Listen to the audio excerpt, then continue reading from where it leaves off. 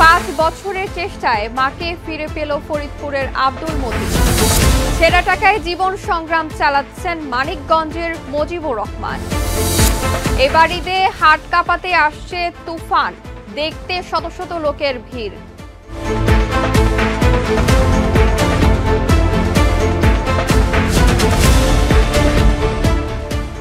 দর্শক আমন্ত্রণ মাই টিভি গ্রামীণ নিউজে। এতক্ষণ দেখছিলেন শিরোনাম, সাথে আছি আমি শাজিয়া শাওন। এলএমই সার্টিফাইড বিশ্বসেরা কপারে তৈরি ওয়ালটন কেবলস, যা আপনার স্থাপনাকে রাখবে সব সময় নিরাপদ। দীর্ঘ 5 বছর ধরে বৃদ্ধা নারী মরিয়ম বিবি প্রবাসী আব্দুল কাদেরের বাসায় কাজ করার নামে আটক ছিলেন। অবশেষে ফরিদপুর শহরের অনাথের মোড় এলাকা থেকে গৃহবন্দী এ নারী গৃহকর্মীকে উদ্ধার করেছে পুলিশ। এর আগে তার ছেলে একাধিকবার খোঁজ নিতে গিয়ে ব্যর্থ হয়ে আদালতের শরণাপন্ন হন।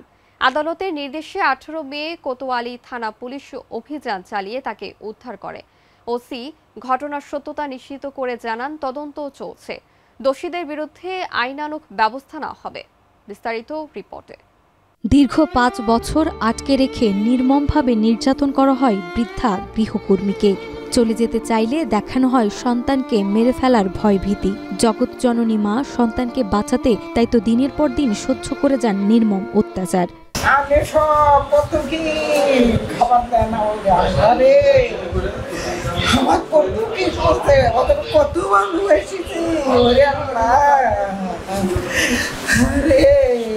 কদিন ধরে মা ওই বউ হুকুম দেয়, কদিন ধরে মা আমার কি লিচ্ছা তোমরা আল্লাহ আমার ছেলে মেরে ফেলে দিবি, খাইলে আল্লাহ কাছে আল্লাহ আমি কোনোদিন যাইনি। ফরিদপুর শহরের অনাথের মোড় এলাকায় দীর্ঘ 5 বছর গৃহবন্দী থাকার পর উদ্ধার হয়েছে 65 বছর বয়সী নারী গৃহকর্মী মরিয়ম বিবি। জানা যায় 2020 সালে প্রবাসী আব্দুল কাদেরের বাসায় গৃহকর্মীর কাজ শুরু করেন মরিয়ম বিবি। কিছুদিন কাজ করার পর তার সঙ্গে বাইরের জগতের সব ধরনের যোগাযোগ বন্ধ করে দেওয়া হয়। গৃহের ভেতরেই তাকে কার্যত বন্দী করে রাখা হয় দীর্ঘ 5 বছর। আমার ছেলে মেরে ফেল দিবি, বস্তা ভরাবি, কাটবি, হাত পা লুলো করবি, আমাকে মারছে, নির্যাতন করছে, আমার মেলা কিছু কাম কাজ করে ইয়ে না কাম মরণের ঘুম, মোবাইল করে আবার জ্ঞান পারে, আর যে ভাষাতে জ্ঞান পাচ্ছে। মরিয়ম বিবির ছেলে আব্দুল মতিন একাধিকবার মায়ের খোঁজ নিতে গিয়ে বাধার সম্মুখীন হন। শেষ পর্যন্ত তিনি আদালতের শরণাপন্ন হন। পরবর্তীতে আদালতের নির্দেশে কোতোয়ালি থানা পুলিশ 18 মে বিকালে অভিযান চালায় এবং মরিয়ম বিবিকে উদ্ধার করে। আমি মাঝে মাঝে মারে দেখতে যাইতাম আর কি, হঠাৎ অনেকদিন পর বেশি যাওয়া ওরা পছন্দ করতো না। তো গেলে পরে মা প্রথম কিছু বলতো না, কিন্তু পরে যখন বুঝতে পারি মার উপরে ওরা টর্চার করতেছে বা অন্যায় করতেছে। 5 বছর যাবত এই অবস্থা হইতে হইতে আমি এর আগে বললো যে বাবা আমার তো ওরা যাইতে দেয় না, গেলে পরে তোরে মারে ফেলাবে, তোর সাওয়াল পাউন্ডের মারে ফেলাবে। হ্যাঁ, তো এটা শোনার পরে আমি এর আগে একবার জিডি করি। তো ওরা হচ্ছে গিয়ে সে মারে, জিডি করার পরে বলছে পুলিশ তার 2 দিন পরে গেছে আমার নিয়ে, সেদিন যায় না, 2 দিন পরে নিয়ে গেছে।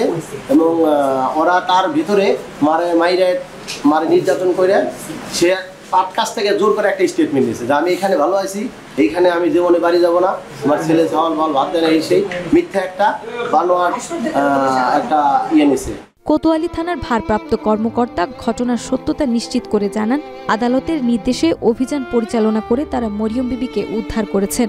বিষয়টি তদন্তাধীন রয়েছে, অভিযুক্তদের বিরুদ্ধে আইনানুগ ব্যবস্থা গ্রহণ করা হবে। দীর্ঘ 5 বছর যাবত এই বাসায় এসে আটকে রাখছিল, কোনোভাবেই তাকে আনতে পারেনি। বিজ্ঞ আদালত থেকে একটি সার্চ ওয়ারেন্ট আমার নামে অফিসার ইনচার্জ কোতোয়ালি ফরিদপুর থানা আমার নামে হাওলা করিলে আমি সার্চ ওয়ারেন্ট প্রাপ্ত হইয়া ঘটনাস্থলে যাই। বিদেশ থেকে আমাকে বলে যে এই সমাচার তাকে নেওয়া যাবে না।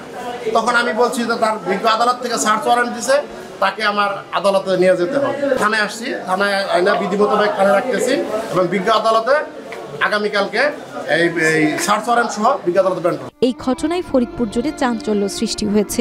মানবাধিকার কর্মীরা বলছেন, এই ঘটনা আমাদের গৃহকর্মীদের অধিকার ও নিরাপত্তা নিয়ে নতুন করে ভাবতে বাধ্য করে। তারা দাবি জানায় গৃহকর্মীদের সুরক্ষায় আরও কঠোর আইন প্রণয়ন ও বাস্তবায়নের পাশাপাশি সামাজিক সচেতনতা বৃদ্ধির। নাজমা, মাই টিভি। ঢাকার ইটনা মহাসড়কের মানিকগঞ্জ বাস স্ট্যান্ডের পাশে ফুটওভার ব্রিজের নিচে ছেঁড়া টাকার দোকান 70 মুজিবুর রহমান। ব্যাংকে না গিয়ে মানুষ সহজে নতুন নোট পেতে তার কাছে আসেন। মানিকগঞ্জের ঘিওর উপজেলার তরা গ্রামের মজিবুর ৩৭ বছর ধরে এই ব্যবসা করছেন। আগে সপ্তাহে ৫ থেকে ১০,০০০ টাকা বদল করে ভালো লাভ করতেন।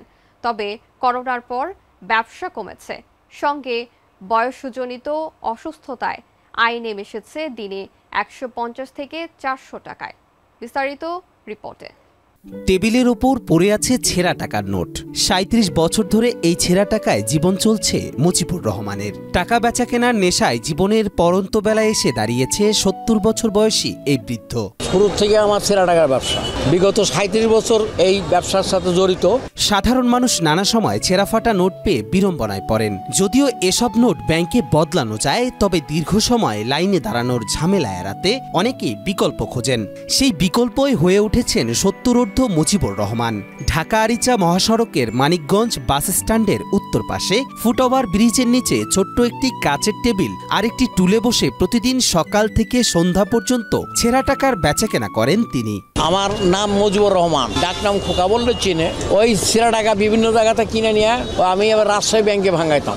আমার ওখানে ৩৭ বছর টানা ব্যবসা ছিল। তরা গ্রামের বাসিন্দা মুজিবুর রহমান এই ব্যবসার সঙ্গে যুক্ত আছেন প্রায় ৩৭ বছর ধরে। একসময় দেশের বিভিন্ন প্রান্ত থেকে প্রতি সপ্তাহে ৫ থেকে ১০,০০০ টাকার ছেঁড়া নোট সংগ্রহ করতেন তিনি। লাভও হতো ভালোই। তবে করোনার পর থেকে ব্যবসার অবস্থা খারাপ হতে শুরু করে। তার উপর শারীরিক অসুস্থতা ব্যবসাকে আরো দুর্বল করে দেয়। আর ইদানিংকাল আমার অসুস্থতার কারণে কোথাও যাইতে পারি না, এই জায়গায় বসে থাকি। টুকটাক ডাল ভাত করে আল্লাহ চালায়, এতটুকুই। করোনাকালীন ওই ব্যবসাটা নষ্ট হয়ে যাওয়াতে এখন ধরেন পথে বসে গেছে। তারপরে ব্রেন স্ট্রোক, এর মধ্যে আবার হার্ট ব্লক। এই অবস্থার মধ্যে কোনো রকম আর কি চলে বেড়াচ্ছে। এখন বাকিটা আল্লাহর ইচ্ছা। কোনো সপ্তাহে ৫,০০০, কোনো সপ্তাহে ১০,০০০, এভাবে কালেকশন করতে। বর্তমানে প্রতিদিন আয় করেন ১৫০ থেকে ৪০০ টাকা। প্রতিটি লেনদেনে তিনি কমিশন হিসেবে একটি নির্দিষ্ট পরিমাণ টাকা পেয়ে থাকেন। ১০০ টাকার ছেঁড়া নোট বদলাতে সর্বনিম্ন ২০ টাকা পর্যন্ত রাখেন বলে জানান তিনি। ১০০ টাকায় দেয় ৮০ টাকা, অবস্থা অনুসারে আর একটু কমও দেই, একটু বেশিও দেই অবস্থার। বড় নোটের বেলা শতকরা ১৫ টাকা ডিসকাউন্ট করি, আর ছোট নোটের বেলায় ওই ২০ টাকা। এটা তো আসলে অফসাইড জায়গা, ওরকম একটা লোকজন আমার আসেও না, সব চলে যায় ওই সাইডে। আবার কোনো দিন ১৫০, ২০০, আর ভাগ্য ভালো হলে ৩00-৪০০ হয়ে যায়। আর নাহলে আবার ২০০। যেমন পরশু দিন ১৪০ টাকার কাজ করছি মাত্র। ছেঁড়া টাকার এই ফুটপাত ব্যবসা এখন শুধু মুজিবুর রহমানের আয়ের উৎস নয়, বরং অনেক মানুষের জন্য একটি জরুরি সমাধান হয়ে দাঁড়িয়েছে। নোয়াখালীর চাটখিলের ডাক্তার আবুল কালাম আজাদের শখের খামারে বেড়ে উঠেছে বিলাসী গরু তুফান। চট্টগ্রাম থেকে আনা হলস্টাইন ফ্রিজিয়ান জাতের এই গরুর ওজন ২৪ থেকে ২৫ মণ। প্রাকৃতিক খাদ্য, ফলমূল আর নিয়মিত যত্নে বেড়ে ওঠা তুফান ঘড়ি ধরে ঘুমায়, বোঝে মানুষের আবেগও। নোয়াখালী সদর উপজেলার করমুল্লাপুরে ডাক্তার এগ্রো ফার্মে পালিত তুফানকে দেখতে প্রতিনিয়ত ভিড় করছেন শত শত মানুষ। ওষুধ ছাড়া বড় করা এই গরুটি এখন কোরবানির ঈদকে ঘিরে আলোচনার শীর্ষে। বিস্তারিত রিপোর্টে। মাথার ওপর চলছে ফ্যান আর আয়েশি ভঙ্গিতে খাবার খাচ্ছে তুফান। গরু হয়েও বিলাসিতায় তার নেই জুড়ি। পছন্দের তালিকায় মৌসুমি ফল, ঘড়ি ধরে নির্দিষ্ট সময় ঘুম ও মানুষের আবেগ বুঝতে পারায় তুফানকে দেখে হতবাক সবাই। প্রতিদিন সকালবেলা ৭টা থেকে ৭:৩০টার ভিতরে তার গোছল পরিষ্কার পরিচ্ছন্নতা করার পরে ৮টার মধ্যে দানাদার খাওয়ার পরে ধরেন সে একটু ঘুম যায়, ঘুমের পরে ওঠার পরে ৯টা থেকে ১০টার ভিতরে হলে তার জন্য ফল। তার পায়ে একটু মেসেজ করে দিই, শরীরে একটু মেসেজ করে দিই, ওগুলো সে পছন্দ করে। যখন সে ঘুমে থাকে সে চায় আমরা তাকে একটু সেবা করি, যত্ন করি, ভালোবাসা দেয়। সে যথেষ্ট পরিমাণ ভালোবাসা পছন্দ করে, আবেগপ্রবণ। শুধু শখের বশে ২১ বছর আগে গরু পালন শুরু করেছিলেন নোয়াখালীর চাটখিল উপজেলার বাসিন্দা ডাক্তার আবুল কালাম আজাদ। এখন তা পরিণত হয়েছে একটি সফল খামারে। নোয়াখালী সদর উপজেলার এসবাউলিয়া ইউনিয়নের করমুল্লায়নপুর গ্রামে তার নিজস্ব ডাক্তার এগ্রো ফার্ম। এটা গরু আসলে সবসময় আমি আমার প্রয়োজন হয় আমার পরিবারের জন্য। আসলে আমি এর থেকে হঠাৎ করে চিন্তা করছি যে আমি এটাকে আরো একটু প্রসারিত করি। হঠাৎ করে এই গরুটা আমি আমার এক বন্ধু চট্টগ্রামের মিরসরাইতে আমি সন্ধান পেয়েছি যে এই গরুটা একটা ভালো জাতের গরু। গত বছর তিনি চট্টগ্রামের মিরসরাই থেকে একটি হলস্টাইন ফ্রিজিয়ান জাতের গরু কিনে নিয়ে আসেন খামারে। তখন গরুটির ওজন ছিল মাত্র 17 থেকে 18 মণ। বর্তমানে সেই গরুটির ওজন বেড়ে দাঁড়িয়েছে 24 থেকে 25 মণ। সুঠাম দেহের এই বিশাল আকৃতির গরুটির নাম রাখা হয়েছে তুফান। এর নাম হচ্ছে তুফান, এবং তুফান দেখা গেল যে আসলে আমরা আদর করি, আমরা দূর থেকে যদি তুফান বলে ডাক দেই সে সাথে সাথে আমাদের দিকে তাকায়। তো আমি যখন গরুটা নিয়ে আসি তখন গরুটার বয়স ছিল 19 মাস। আমি যখন নিয়ে আসি তখন ছিল সে 15 প্লাস 16 মণের মতো। তার বয়স হচ্ছে বর্তমানে 25 মাস, তার বডি ওয়েট হচ্ছে বর্তমানে লাইফ ওয়েট হচ্ছে যে 25 মণ। তুফানের খাদ্য তালিকায় রয়েছে প্রাকৃতিক খাবারের পাশাপাশি আপেল, কলা, মাল্টা, কাঁঠাল সহ নানা রকম ফলমূল। এছাড়াও নিয়ম শৃঙ্খলায় তুফানের জুড়ি নেই, যা তাকে আরো আকর্ষণীয় করে তুলেছে। 2.5 থেকে 3 কেজি ফল, যেমন আপেল, আঙ্কুর, কলা, তারপর ধরেন আম, যখন যে সিজনে যেটা পাওয়া যায়, কাঁঠাল, এরকম যখন যে সিজনে যে ফলটা পাওয়া যায়। ডাক্তার আজাদের ভাষ্যমতে তুফান তার দীর্ঘদিনের পরিশ্রম ও ভালোবাসার প্রতীক। কোনো প্রকার ঔষধ বা কেমিক্যাল ছাড়াই তাকে বড় করা হয়েছে। স্থানীয় খামারিদের মতে নোয়াখালীতে এত বড় গরু আর একটিও নেই। তাই তো তুফানকে দেখতে প্রতিনিয়ত শত শত মানুষ ভিড় করছেন দূর দূরান্ত থেকে। এই গরুটি খুব বড় এবং সর্ববৃহৎ, আমি যাবৎকাল এত বড় গরু দেখি নেই। নোয়াখালীর মধ্যে এরকম বড় গরু আমার চোখের তলে আর পড়ে নাই। এখানে গরুটা দেখার জন্য দৈনিক শত শত মানুষ আসে। এদিকে প্রাণী সম্পদ কর্মকর্তা বলেন, নোয়াখালীতে তুফান অনন্য এক সৃষ্টি। প্রজননের ক্ষেত্রে তুফানের জাত অনবদ্য অবদান রাখবে। এছাড়াও তুফানের থেকে প্রজনন বাড়ানোর লক্ষ্যে কাজ করার চিন্তা করছেন তারা। তুফান গরুটা ভবিষ্যতে প্রাণী সম্পদের জন্য একটা ভালো একটা উৎপাদিত ষাঁড় তৈরিতে পরিণত হবে। উনি প্রাণী সম্পদ বিভাগের জন্য এই ষাঁড় গরুটা প্রজনন কার্যক্রমের জন্য দিতে চাচ্ছেন। যদি সব দিক দিয়ে ফিট হয় তবে আমরা এই গরুটাকে দিতে সক্ষম হব। আসন্ন কোরবানির ঈদকে সামনে রেখে তুফান ইতিমধ্যেই হয়ে উঠেছে আলোচনার কেন্দ্রবিন্দু। নাজমা, মাই টিভি।